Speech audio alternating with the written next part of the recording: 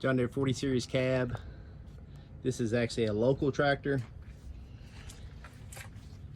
and it looks good inside. I don't have my key with me. Best one we have at the moment. Looks like maybe it has been painted at one time. Actually, it has been painted, you can see. So it's been painted. Doesn't have any rust.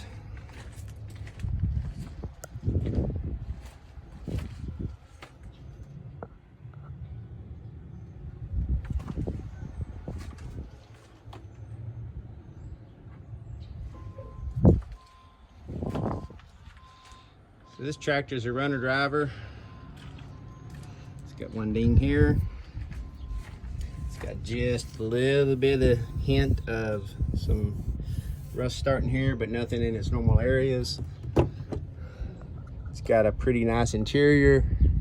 This here could just go right on a tractor and run. Tractor overall looks good. It's got some really good tires on it.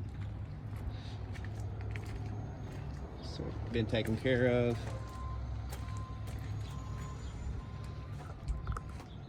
This is for this specific stock number off of EQ 3481.